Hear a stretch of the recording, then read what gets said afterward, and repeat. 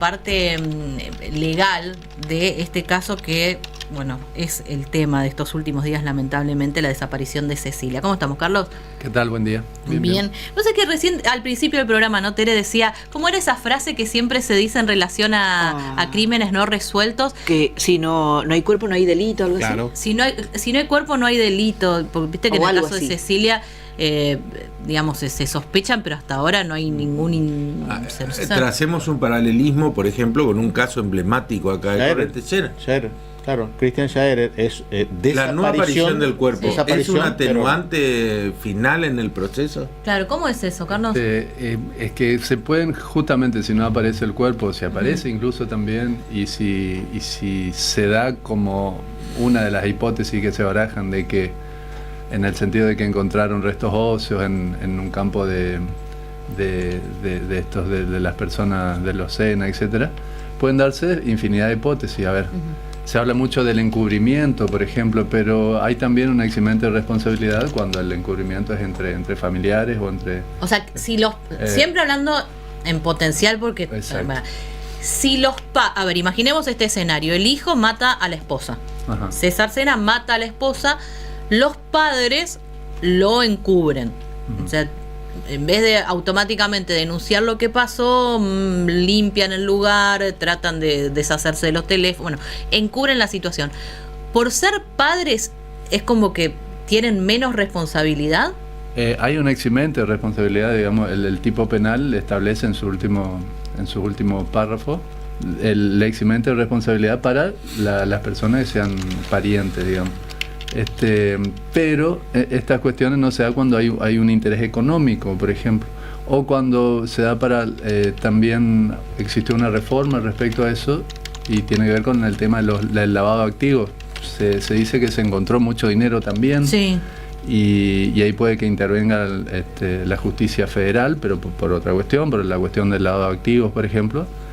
Y bueno, son varias hipótesis que se pueden ir dando, o desenlaces que pueden irse dando de acuerdo a la situación concreta.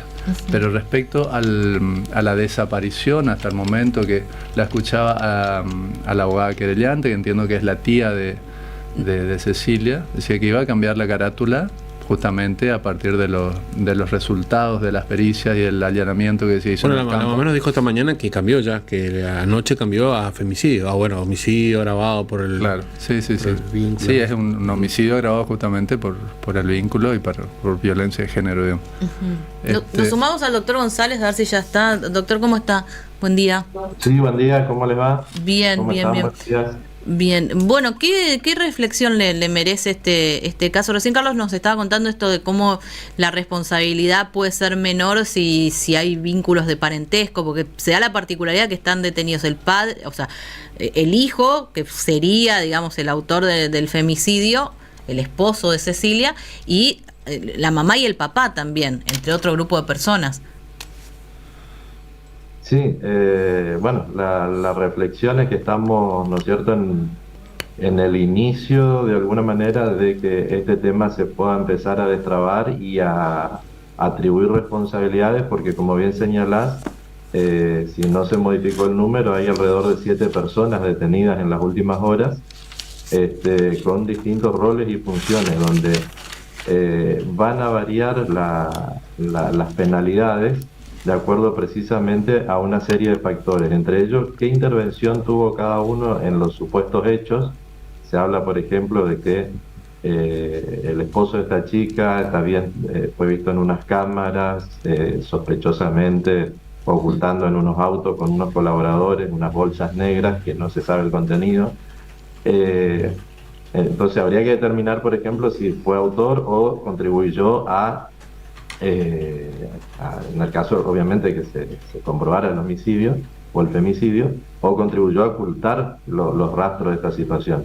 Entonces hay que discriminar conductas, los niveles de participación, los niveles en la vinculación personal y familiar, que está claro que si esto tiene que ver con ese entorno familiar, muy probablemente o seguramente caerá dentro de la figura del femicidio, ¿no?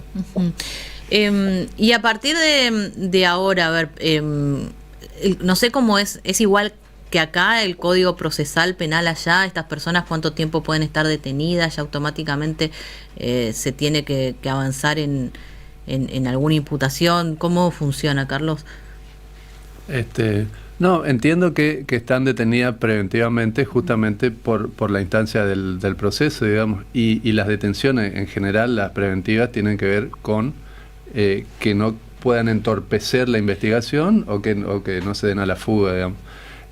Pero como decía José María, ahí pueden darse distintas situaciones, distintas hipótesis y distintas responsabilidades penales para cada uno de los partícipes. No es lo mismo participar, o sea, ser partícipe necesario en un supuesto homicidio o femicidio que encubrir el delito y ser pariente de... ¿Qué sería un partícipe necesario, por ejemplo, en un caso práctico, que también la mató, que digamos que ayudó a matarla? Que participó, que su actuación fue totalmente relevante para que se diera el resultado de la muerte, digamos. Hay distintos grados de participación, pero por eso, y en ese caso, si fuera un partícipe necesario, le cabría la misma pena o la misma... Un partícipe es igual que ¿Es lo que vulgarmente se dice cómplices o no necesariamente? Sí, podría decirse cómplices. Pero un encubridor no es para un partícipe necesario. Claro, un encubridor no es un partícipe necesario, digamos, y hasta podría quedar eximido de responsabilidad. Y también dentro de estas hipótesis que se barajan, digamos, podrían darse distintas pero porque responsabilidades. Más allá de lo que comentaste al arrancar la entrevista, de que por ahí los padres pueden estar exentos del delito de encubrimiento porque es su hijo, porque una persona que sabe que alguien mató e hizo todo lo posible para encubrir al asesino, no tiene algún tipo de condena. Tiene que ver con el espíritu de las normas, digamos, y de dónde surgen las normas, etcétera, ¿no es cierto? El tema puntualmente, y el cuestión de encubrimiento, uno de los artículos del Código Penal que establece el tema del encubrimiento, está más pensado, por lo menos la reforma, con respecto al lavado de activos. Y de hecho, la cuestión de encubrir o la eximente de responsabilidad para los que encubren, si existe alguna cuestión pecuniaria en este trajinar, digamos, pero sería, sería muy malo pensar de que lo van a meter preso por el lavado activo y no por encubrir el asesinato de una chica. No digo que se los metan preso por lavado activo, no, que seguramente se va a investigar y seguramente es una pata, y hay cuestiones políticas también muy vinculadas al caso, pero concretamente con respecto al delito de encubrimiento, que es un delito que tiene una pena que no es la misma pena del hecho en sí, digamos, hay eximente de responsabilidad para los parientes. Entendiendo que uno por el vínculo afectivo podría, digamos, ser condicionado. Claro, el espíritu de la norma ya... O sea, yo te puedo encubrir un asesinato, pero no te puedo encubrir que estés lavando plata. Y y si encubría el asesinato, hablando crudamente, digamos, si hubiera una cuestión económica de por medio y vos lo haces sabiendo esto, no te cabe la eximente de responsabilidad. Claro, si a vos te pagan, te pago para que te calles, ahí es como que... Claro. Y el tema que llamó también la atención, no sé cómo es, el tema de que desde su lugar de detención puedan mandar mensajes de audio. ¿Qué es la incomunicación, doctor González, en el caso de las personas que están detenidas? Bien, en general se trata de una medida de resguardo de la investigación. Estas características, digamos, el secreto de sumario, la incomunicación, son más bien típicas de los procesos penales que se están abandonando, digamos, concretamente el que teníamos en Corrientes hasta hace pocos meses. En los regímenes penales actuales, la regla es la libertad de la persona que está sospechada, imputada, acusada. La regla es la comunicación. El límite, como bien decía Carlos, es la posibilidad de que se fugue o el entorpecer la investigación. Pero son las limitaciones de este tipo, la verdad, es que cada vez son menores. Carlos hablaba recién del espíritu de la ley. La verdad que a veces es muy difícil transmitirle a la gente, además a veces ni los abogados entendemos la cuestión de que las leyes tienen espíritu. Tiene que ver con las motivaciones, tienen que ver con las razones que llevan al legislador en determinado momento a tomar tal decisión, y que en general tienen que ver con distintos posicionamientos filosóficos o de política criminal en diferentes momentos. Nuestro problema aquí es que, como bien marcaba siempre con su sagacidad Gustavo, nosotros hay incoherencias, hay inconsistencias en la legislación y no son comprensibles para el común de perdón, la doctor. Esto viene del emparche permanente de la legislación. ¿Hace cuánto que planteamos la necesidad de un código penal actualizado y reformado, y no emparchado un código de 100 y pico de años como el que tenemos, ¿no? Doctor, además, en el ámbito de la provincia del Chaco, está habilitado y permitido que los presos tengan celulares. Exacto, porque se entiende desde una visión de los principios constitucionales, de que mientras nadie esté condenado, en principio no puede estar privado de la libertad, no puede tener restricciones, se presume su inocencia, eso llevado a la parte procesal, o lo que es peor, a la ejecución de una medida cautelar, como sería una prisión preventiva, que todavía ni siquiera es una condena, sino que es una privación de la libertad provisoria, temporaria, y con fines de asegurar la investigación, puedan limitarse mayor cantidad de derechos, es una cuestión que hoy no se asume como, sí, doctor, pero, por el legislador, ¿no? Doctor, pero más allá de la labor del legislador al hacer valga la redundancia, la legislación o las leyes, a mí me da la sensación de que tanto con el código viejo, con el código nuevo, en Corrientes, en Chaco, con diferentes códigos y todo lo demás, termina preso aquel que por humor social o por presión de los medios obliga a quienes tienen que dictar la prisión, fiscales, jueces o el que fuera, de acuerdo al código, lo lleva a, qué sé yo, el caso Griselda en Curuzú-Catiá. Hay una persona que está detenida, pero vamos a decir, che, ¿tiene riesgo de fuga? Mira, tanta plata no tiene el hombre, tenía un bolichón. ¿Hay entorpecimiento de la causa? ¿Y cuánto más puede entorpecer el hombre?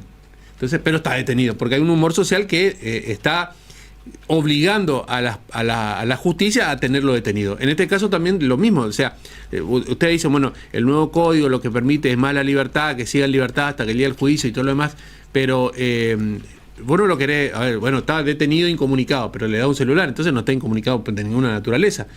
Entonces es como que lo tenemos preso porque hay un humor social que nos está obligando a tenerlos presos. Pero si no hubiera un humor social en contra, si no hubieran medios nacionales, si no estuvieran los medios chaqueños, los medios corretiros sobre este tema, es muy probable que los SENA estén todos en su casa.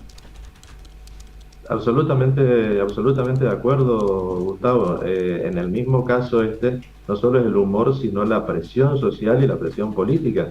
La declaración del hijo del matrimonio Sena, del esposo de la supuesta víctima, fue acompañada de una manifestación de un grupo de personas asociados a los grupos piqueteros que paradójicamente se llamaba Mujeres al Frente, es decir, donde se estaba investigando una persona por femicidio, un grupo de mujeres va a presionar por las condiciones de la declaración de esta persona.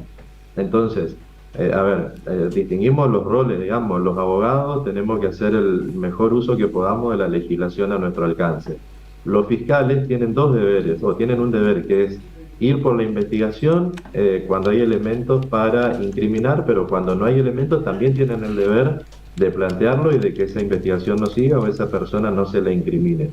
¿Cuántas veces el fiscal actúa por presión social? Y sería interesante tener alguna charla con ellos como para ver de qué manera incide. Y ni hablar de los jueces que al momento de resolver la prisión preventiva o no, incluso la condena, enseguida son asociados a distintas razones, ya sean políticas, imparcialidad o parcialidad, etcétera. Pero yo insisto con que hay un trasfondo legal, digamos, mientras nosotros como país no nos demos nuevas leyes en este sentido, no nos demos nuevas políticas para prevenir la criminalidad y no nos demos nuevas políticas en materia judicial, mientras nosotros no tengamos, por ejemplo, una policía judicial, que es una policía especializada en tratar el caso que está judicializado, que no es lo mismo que la policía de seguridad, entonces nosotros no vamos a tener algo que realmente haga que la gente sienta que está en un sistema que lo proteja, ¿no? Muchas gracias y bueno, seguirá este caso. Es un caso del cual todavía, digamos, hay muchas cosas pendientes. Lo cierto es que hay una mujer que desapareció, que ya se plantea que la han matado, y bueno, y en el medio un montón de dudas, si hubo encubrimiento, si no, si se retrasó adrede el accionar de la justicia, si se van a encontrar restos, si no se encuentra nada, en algún momento esto va a quedar impune. Bueno, muchísimas dudas. Gracias a ambos y hasta la semana que viene. Muchas gracias. Nos estamos viendo, muchas gracias. Nos vamos a la pausa, volvemos en un ratito.